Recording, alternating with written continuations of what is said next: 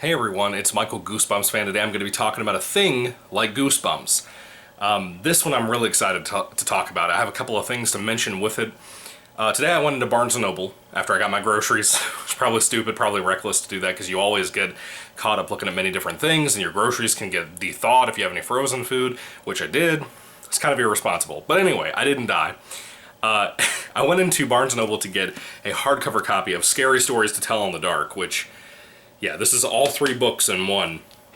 Alvin Schwartz, Stephen Gamel, has the Stephen Gamel... is it Gamel or Gamel? It has his original art in it too. So, fantastic thing. I'd love to recommend this too if you haven't checked it out. But that's not what I'm talking about. I went in there today to pick up a copy of that for my collection. And I happened to come across in the random Halloween kids book section of a book that just came out recently, like in the last 6 months or so. It's from Acorn Publishing, which is also Scholastic publishing company. There's like a series called Acorn, but this is like a sub-series called Mr. Shivers. And this is the first book to ever come out. The next one comes out in like July of next year, or June or something like that. And God willing, if I'm alive, I'm going to buy it and I'm going to read it. Because I really like this book. I'll talk about its influences and everything else. This is Beneath the Bed and Other Scary Stories. It's written by Max Brallier. I'm not really sure how to say his last name. It's illustrated by Letizia, or Letizia? Letizia? I'm sorry, I don't know how to pronounce the name. Rubeni? I'm sorry, I'm horrible with names. Anyway, as you can tell, this is a straight-up kid's book. But what caught my eye, there's a bunch of Barnes & Noble Halloween type books right now. As much as I don't like Barnes & Noble, I like certain things, and they have cool displays every once in a while around this time and around Christmas time and stuff. This book caught my eyes because it reminded me a lot of the book that I did my first ever Things Like Goosebumps segment on, and it's a book that I grew up on, especially in elementary school. It scared me so bad. In a Dark, Dark Room and Other Scary Stories, which also happens to be written by Alvin Schwartz, that did the Scary Stories Tell in the Dark books. Fantastic book. This is way better than Beneath the Bed and Other Scary Stories, but Beneath the Bed and Other Scary Stories was also very good itself. If you love this, you'll love this, I think. Again, I consider this really high-quality kids' scary work. The pictures are done by Dirk Zimmer in that particular book. And the art style in this book, you can just tell, especially from the cover itself, the influence from In a Dark, Dark Room and Other Scary Stories. I'll show you a couple of other ones, too, if I can find anything that's not too spoilerific. Let's see. Here's a picture of a brother and sister going into a dark room. Happens to have these eyes underneath this bed down here.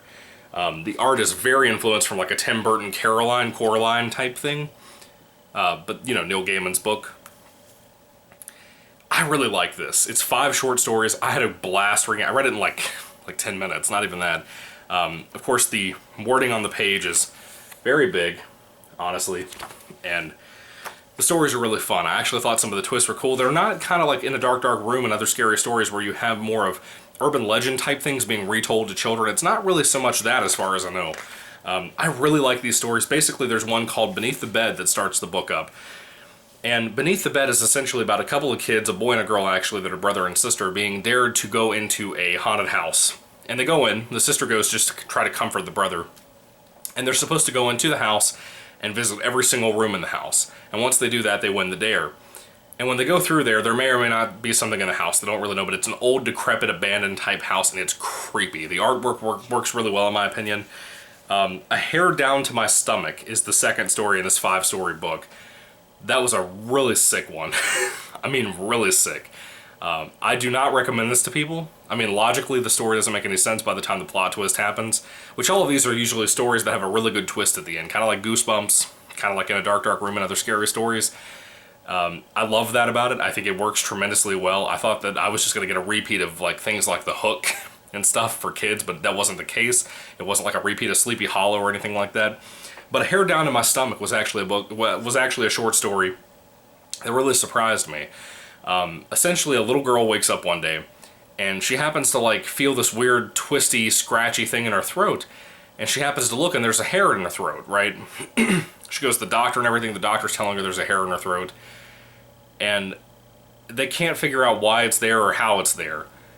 And the twist at the end of that story, it is something you'll never know. You'll never guess it, I promise you. It was horrific, because it was very cartoonish, but it was very shockingly horrific, and I loved it, every second of it. The next story is called The Statue. This may possibly be my favorite in the entire book. The statue is just plumb out creepy. Basically, there's a kid with his mom at like a supermarket, flea market store type thing. There's this creepy witch lady that works there too, and there happens to be a statue of a man that's really tall, right? Probably expensive. And it has a blanket over it that has holes in the sheet. And the little boy, or little girl, whatever it is, I think it's a boy in that story. The witch lady that's trying to sell this thing from the store is basically saying, hey, if you buy this, don't take the blanket off of it. You're gonna hate what happens to you if you take the blanket off of this thing. And the mom goes ahead and buys it anyway, and they bring it home and they set it up in the house. And that story, I don't know what it is. I told my fiance after I read it, that story very well could be my favorite of the entire book. There was something about it. I don't know what it was about it. I don't know why it affected me so badly. It creeped me out, man. It was just something really spooky to read. Something really different I didn't expect to read at all. I liked the twist at the end. I thought it was a very clever way to end that story, especially for kids, because you don't want to do things too scary, because this is like not a Goosebumps type thing. This is something that's written for a younger audience than that. This is not middle grade, even though I think people like myself that's a grown adult, turning 25 next month, I can enjoy this because of my influence of things like In a Dark, Dark Room and other scary stories. But that particular story, man, the statue, it got to me really badly. The next story, the next to last story, is A Dark and Stormy Night. And this one was probably my least favorite out of the whole book. I genuinely think most of the stories, if not all of the stories, are really good.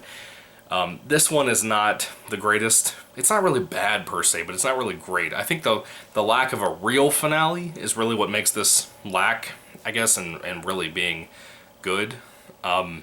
Essentially, there's a kid who always leaves his toys outside, and his parents keep telling him all the time, bring them back inside before you come in for dinner and stuff, and the kid just never does, and he forgets. It's not like he means to just to be mean, but he forgets.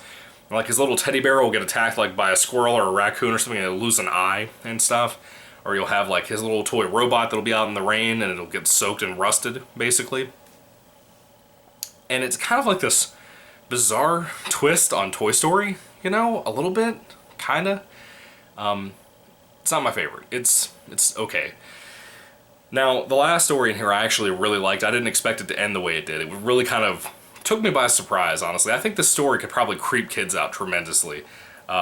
It's called The Noise at the Window. And The Noise at the Window essentially is about a little girl who, I think her family, I think they moved into a new house or something, but anyway, even whether they did or did not, I might have imagined that part. I don't think I did.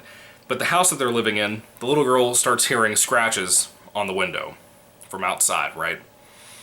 And it's at night, she's in bed, she's tucked into the dark and all that, and she screams at the top of her lungs every time she hears those scratching noises, and her parents keep having to come back and console her and trying to get her to calm down and stuff, and explain to her that it might just be like branches outside the window. And even if I've told you that portion, you probably think you can guess what the finale is in its entirety. You can't. I promise you, you can't. It was really good. I really, again, I loved what Max did with the writing on this book. It really impressed me.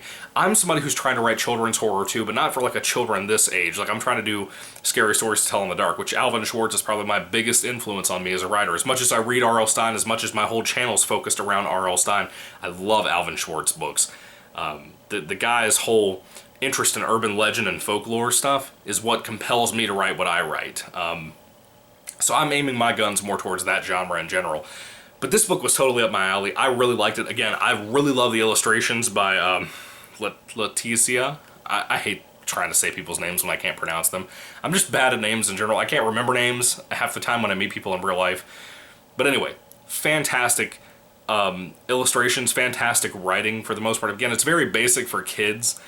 But for a 50-page long short story collection that has 5 stories about 10 pages each, this was really fun. I liked it a lot. It fit perfect for this time of the year. I can't believe it came out in like July or June or whatever of this year.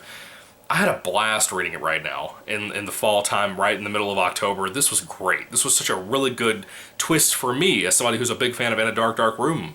And I enjoyed it tremendously. If you have not read this book, check it out. The next Mr. Shivers book comes out next year.